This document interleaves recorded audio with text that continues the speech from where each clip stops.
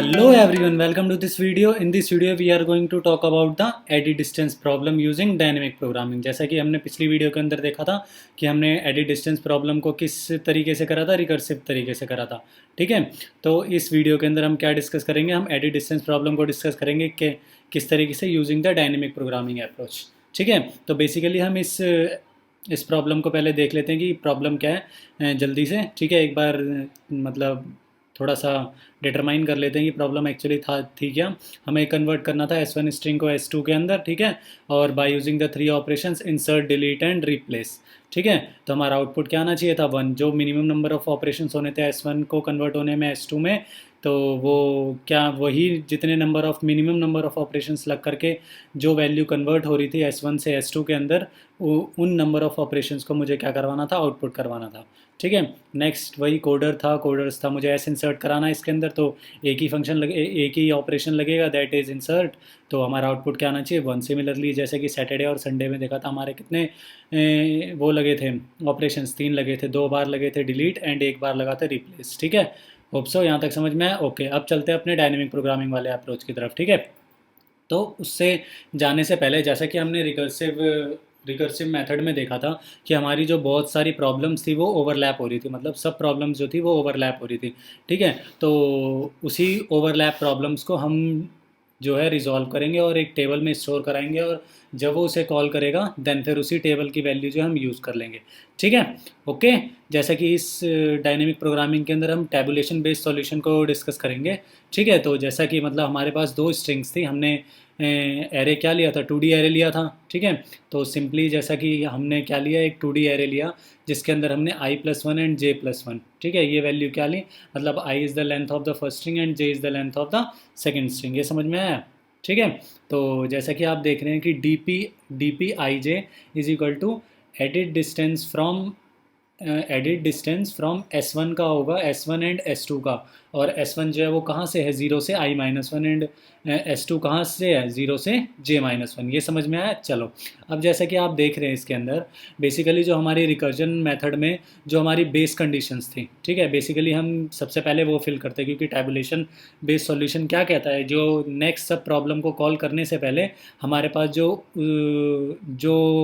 Solution है, मतलब जो प्रॉब्लम है वो उन बेस केसेस के ऊपर डिपेंड होगी. तो पहले से ही वो जो बेस केसेस है वो क्या होनी चाहिए, कैलकुलेट होनी चाहिए टेबल के अंदर. ठीक है, तभी वो आगे जो है वर्क कर पाते हैं. ठीक है, टैबुलेशन बेस्ड सॉल्यूशन में. तो जैसा कि हमारे पास बेस केस क्या थे उसके अंदर, अगर मेरे पास सपोज करो m0 हो जाए, मतलब m और n क्या था, लेंथ ऑफ द स्ट्रिंग था, फर्स्ट स्ट्रिंग और सेकंड स्ट्रिंग. ठीक है, सपोज़ करो अगर दोनों में से कोई भी अगर मेरे पास 0 हो जाता है, सपोज़ करो अगर मेरे पास n जो है वो 0 हो जाए, n is the length of the first string that is cut. अगर 0 हो जाता है तो वो उसकी क्या प्रिंट कर दे, लेंथ प्रिंट कर दे. ठीक है, जैसे कि सपोज़ करो अगर वो 0 हो गया 1 पे, तो c के साथ क्या प्रिंट कर देगा, 1 2 3, मतलब तीनों की लेंथ. सपोज़ करो तीनों पे जा करके वो एम्प्टी हो गया, मतलब 0 हो गया. ठीक है, तो उसने इनिशियली क्या करा, जब मेरे पास क्या 0 था, मतलब उन दोनों में से कोई सी भी वैल्यू क्या हो जाए, 0 हो जाए, तो मेरे पास रिटर्न क्या कर देना चाहिए, उसकी लेंथ कर देनी चाहिए. सिमिलरली कट के लिए भी लेंथ करनी चाहिए, और सिमिलरली कैट के लिए भी जो हमारी होनी चाहिए वो क्या होनी चाहिए, लेंथ प्रिंट हो जानी चाहिए, या फिर लेंथ रिटर्न हो जानी चाहिए. ठीक है, पहले ये इतना सा समझ में, हमने बेस केस वाली कंडीशंस थी वो भर ली हमने टैबुलेशन बेस्ड सॉल्यूशन के अंदर, इस टेबल के अंदर. ठीक है, समझ में आया. तो ये समझ में आया ना कि हमने 2D एरे क्यों लिया है. ठीक है, तो अच्छा एक चीज़ और, सपोज़ करो जैसे कि मेरा ये वाला शेल जो है, अभी आप सिर्फ इतना सा देखो, मतलब 0 1 2 3 ये वाला एंड 0 1 2 3 ये वाली टेबल पूरी फिल करके बताऊंगा, एक एक वैल्यूज़ किस तरीके से ये फिल हो रही है.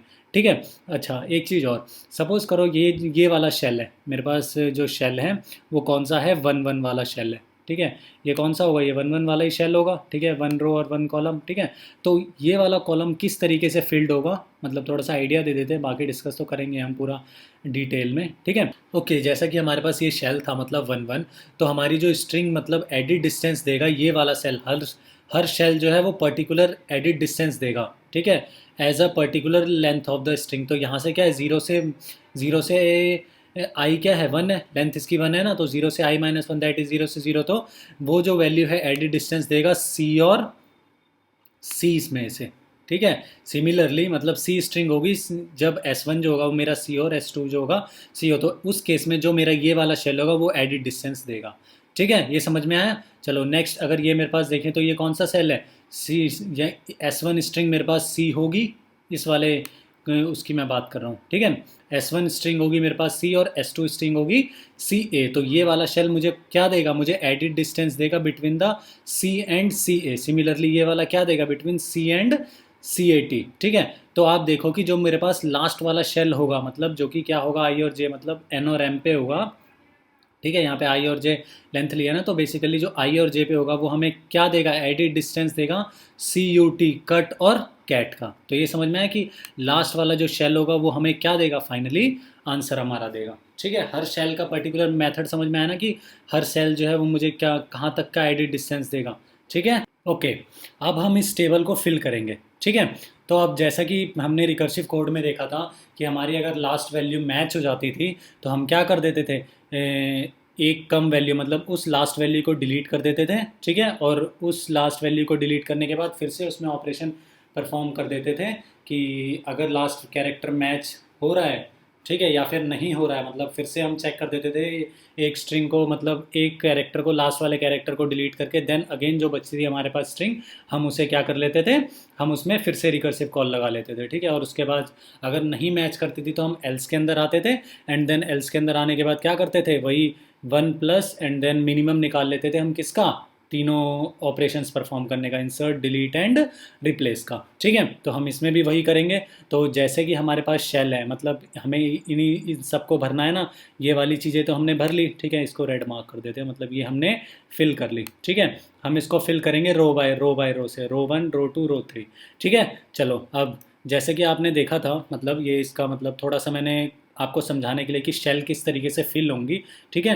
वही सेम चीज़ है, मतलब जैसे कि हमने रिकर्शन में देखा था, if S of I minus one और S two of J minus one match हो जाता है तो वो क्या कर दे, D P of I J में क्या करवा दे, आई माइनस वन और जे माइनस वन वैल्यू को जो है इनिशियलाइज करवा दे, ठीक है। तो अब इस टेबल को फिल करते हैं, जैसे कि अब हमें ये वाला कॉलम फिल करना, मतलब ये वाला शेल फिल करना है, वन वन वाला। तो जैसे कि उसने देखा लास्ट वैल्यू क्या मैच है, उसने देखा हाँ इस बार जो है वो मैच्ड है। जैसे ही वो मैच हो जाएगा तो वो कौन सी वैल्यू इसके अंदर इंसर्ट कराएगा, उसकी डायगनल वैल्यू। डायगनल वैल्यू क्या है हमारे पास, देखो समझते हैं इसको थोड़ा अच्छे से, ठीक है। तो जैसा कि आप देख रहे हैं कि डी पी ऑफ आई जे के अंदर D P of I minus one J minus one, D P of one one है, आई माइनस वन और जे माइनस वन क्या होगा, जीरो जीरो होगा, और जीरो जीरो पोजीशन पे क्या है, उसके पास जीरो है। तो सिंपली उसने क्या यहाँ पे शेल के अंदर वो इंसर्ट करा दिया जीरो, ये समझ में आया, ठीक है। एंड सपोज करो अगर वो नहीं मैच होता, ठीक है, नेक्स्ट केस ले लेते, ये वाला भर गया, देन फिर अब उसके बाद नेक्स्ट वन टू पे आया, इस वाले शेल के ऊपर आया, ठीक है। तो जैसे ही वो इस वाले शेल के ऊपर आया उसने क्या चेक करा, उसने देखा क्या जो सी लास्ट वैल्यू है, क्योंकि इस वाले शेल के लिए जैसे कि मैंने आपको बताया सी और सी ए के लिए कंपेयर होगा। तो जैसे ही उसने देखा कि लास्ट वैल्यू क्या मैच है, उसने देखा सी इज़ नॉट मैच्ड विद ए, तो वो इस बार इफ़ में जा करके, इफ़ में नहीं जाएगा, वो किस में आएगा, एल्स के अंदर आएगा, और D P of I J में क्या करवा देगा, वन प्लस वन। क्यों प्लस करा यहाँ पे, बिकॉज क्योंकि इन तीनों, मतलब अब जो है यहाँ पे तीनों में से कोई एक ऑपरेशन परफॉर्म होगा, ठीक है, जिसकी वैल्यू जो है वो मिनिमम होगी।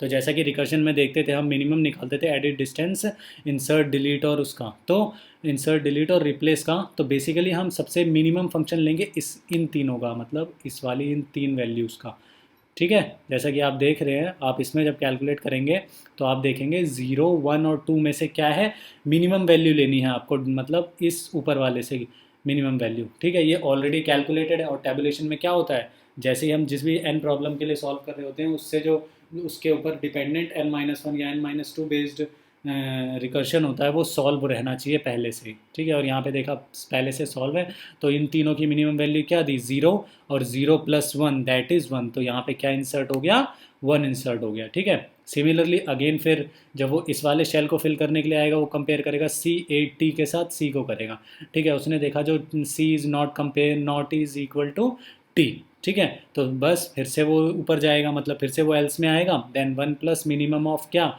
इन तीनों की वैल्यू 2, 3 और 1, ठीक है। इन तीन की वैल्यू 2, 3, 1 में से मिनिमम क्या है, 1 है, और उसमें क्या कर देगा, 1 को प्लस कर देगा और इस शेल के अंदर फिल कर देगा, ठीक है। इसी तरीके से फिर वो यहाँ पे आएगा, देखेगा सी यू, और सी के साथ last value U is not matched with C, फिर से अगेन इन तीनों का कॉमन लेगा, 0, 1 और 2 का 0, इन तीनों का मिनिमम वैल्यू क्या है, ज़ीरो और उसमें वन क्या कर देगा, ऐड ऑन कर देगा, ठीक है। अगेन फिर जब वो यहाँ पे आएगा सी यू और सी ए के लिए चेक करेगा, A is not matched with T, फिर से एल्स में आया, इन तीनों का मिनिमम लेगा क्या, ज़ीरो, और उसमें ऐड ऑन कर देगा क्या, वन, ठीक है। सिमिलरली अगेन फिर आया सी यू और सी ए टी के लिए, क्योंकि ये वाला जो होगा, ये वाला ये सी यू वाली स्ट्रिंग देगा के लिए एडिट डिस्टेंस देगा, और सी ए टी वाली स्ट्रिंग्स के लिए एडिट डिस्टेंस देगा, ठीक है। इन दोनों को कंपेयर करके जो भी एडिट डिस्टेंस आएगा वो इस शेल वैल्यू में होगा, ठीक है। तो आपने देखा कि you is not matched with T, ठीक है, तो फिर से वो एल्स में आया, और फिर से उसने इन तीनों का जो देखा वो मिनिमम वैल्यू देखा, टू, वन और वन का, ठीक है, क्या है, वन, और उसने वन को प्लस कर दिया, दैट इज़ टू, ठीक है। अगेन फिर वो आया सी यू टी, और सी के साथ लास्ट कैरेक्टर फिर से मैच नहीं, एल्स करा, इन तीनों को कॉमन लिया, वन और प्लस वन कर दिया टू, ठीक है। फिर अगेन देखा उसने A is not matched with T, again फिर इसने क्या कर दिया, इन तीनों का कॉमन लिया, वन और ऐड ऑन कर दिया, दैट इज़ टू, ठीक है। एंड लास्ट जो है, जैसे ही वो सी यू टी और सी ए टी के लिए आएगा, जैसे कि मैंने बताया था कि लास्ट वैल्यू के लिए वो कंपेयर करेगा, तो वो पूरी स्ट्रिंग को लेगा, ठीक है। तो T is matched with T, ठीक है, इस बार जो है मैच हो गया, ये वाली कंडीशन ट्रू हो गई, उसने देखा जो उसकी डायगनल वैल्यू में क्या है, वन है, तो उसने क्या करवा दिया यहाँ पे, वन, बिल्कुल ज़ीरो वाले केस की तरह ही हुआ ये, ठीक है। ये समझ में आया, ठीक है, होप सो आपको ये टेबल फिलिंग अच्छे से समझ में आई होगी, ठीक है। ओके, नेक्स्ट, चलो अब चलते हैं अपने प्रॉपर इम्प्लीमेंटेशन की तरफ। हम इस टेबल को पूरा देखेंगे कि हमने किस तरीके से प्रॉपर इम्प्लीमेंटेशन, मतलब हम पूरे को मतलब पूरा फंक्शन देखेंगे लाइन बाय लाइन हमने किस तरीके से बनाया, ठीक है। ओके, जैसे कि आप देख रहे हैं यहाँ पे हमने फंक्शन बनाया इंट नाम का, जो इंट वैल्यू रिटर्न करेगा, और एडिट डिस्टेंस मतलब ईडी मतलब एडिट डिस्टेंस फंक्शन का नाम, एंड देन 4 पैरामीटर्स, वही S1 S2 and int of n is the length of first string and m is the length of second string, ठीक है।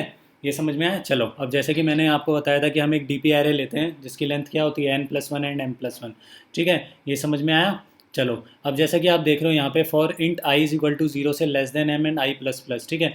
ये फर्स्ट वाला जो लूप है मेरे पास, फर्स्ट वाला लूप क्या एग्जीक्यूट कर रहा है, मतलब जैसे कि आपको याद है अभी मैंने पीछे भरा था, मतलब जो फर्स्ट वाला था, मतलब फर्स्ट वाला कॉलम और फर्स्ट वाला कॉलम और फर्स्ट वाला रो, जब मैंने इसे फिल करा था उनकी लेंथ के अकॉर्डिंग ही फिल करा था, क्योंकि जब वो ज़ीरो हो जाएगा तो क्या रिटर्न करेगा, उनकी लेंथ को ही रिटर्न करेगा, ठीक है। अगर कैट में अगर सपोज करो n ज़ीरो हो गया और मेरे पास सी ए बचा है, तो वो क्या रिटर्न करेगा, length C A two return करेगा, ठीक है। ये समझ में आया। तो उसी तरीके से हमने फिल करा इन दो लूप के अंदर क्या, 0 1 2 3 एंड 0 1 2 3, ये समझ में आया। तो इन दोनों लूप के अंदर क्या हो रहा है, हम इसकी वैल्यूज़ को क्या करवा रहे हैं, फिल करवा रहे हैं, ठीक है।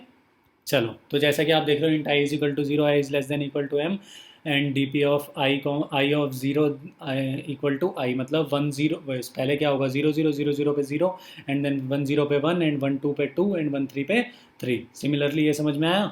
चलो ये समझ में आया। चलो अब जो नेक्स्ट वाला लूप है मेरे पास, अब जो ये वाला लूप है ये क्या करेगा, ये कॉलम में फिल करवाएगा 1 2 3, 0 पे 0, 1 पे 1, 2 पे 2, 2 एंड 3 पे 3, ये समझ में आया। चलो नेक्स्ट अब आगे देखते हैं जरा, आगे क्या है, आगे है int for I is equal to 1 से। अब देखो यहाँ पे आई इज इक्वल टू 1 से क्यों चला है, बिकॉज जो ये वाली शेल्स है मेरे पास ये तो भर चुकी हैं, फर्स्ट रो और फर्स्ट कॉलम, ठीक है, ये तो मेरे पास फिल्ड हो गई, तो मुझे अब कहाँ से भरना है, 1 से भरना है, less than equal to M तक, ठीक है, ये समझ में आया। चलो for int J equal to 1, मतलब यहाँ पे नेस्टेड लूप लगाए हैं दो, क्योंकि सिंपल सी बात है 2D एरे है, तो 2D एरे के अंदर शेल फिल करने के लिए क्या करेंगे हम, नेस्टेड लूप ही हमें यूज़ करना पड़ेगा, ठीक है। और उसके बाद जैसा कि आप देख रहे हैं कि ये सिंपली वही कोड है जो अभी मैंने पीछे आपको समझाया, ठीक है, जो हमारे पास रिकर्शन के अंदर था। जैसे ही मेरे पास दे चेक करेगा वो इस इफ़ आई ऑफ मतलब S of I minus one of S two of J minus one, ठीक है।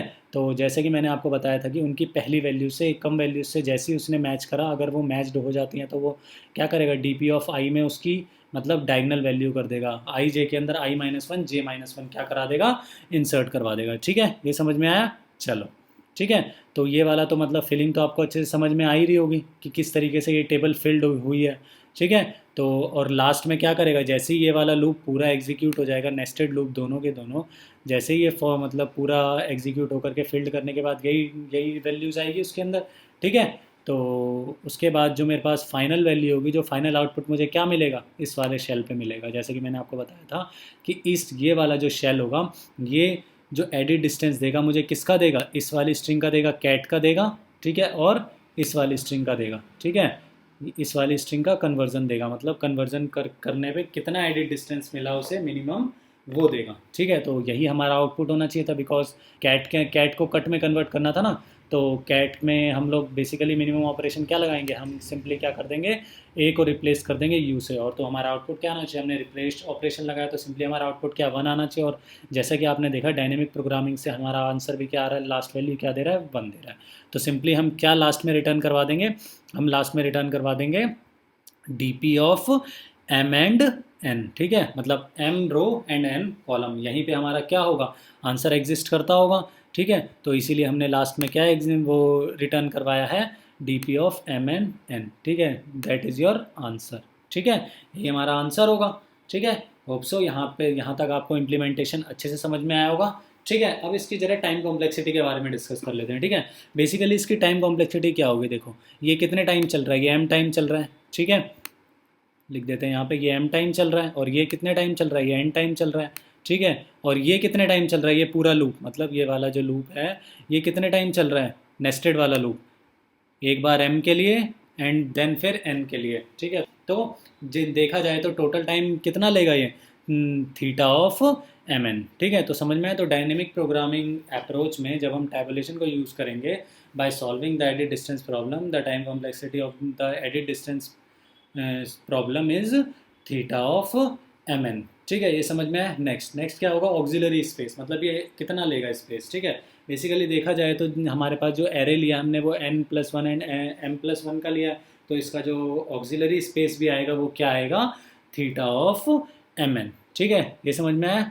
ओके, आपको यहाँ तक वीडियो अच्छे से समझ में आया होगा। मैंने बिल्कुल हर शेल के लिए आपको पर्टिकुलर मतलब बताया है कि किस तरीके से वैल्यू जो है वो इंसर्ट हो रही है इसके अंदर। ठीक है, यहाँ तक अगर आपको कोई भी दिक्कत है, ठीक है, तो एक बार मैं आपको यही रिकमेंड करूँगा कि वीडियो को उस पार्ट पे रिवाइंड कर लेना। ठीक है, उसके बाद भी नहीं समझ में आता देन फिर आप हमें कमेंट करिए, हम आपको उस चीज़ का सॉल्यूशन भेज देंगे। ठीक है, ओके, होप सो आपको वीडियो पसंद आया होगा। Thanks for watching this video. Okay, bye bye, take care.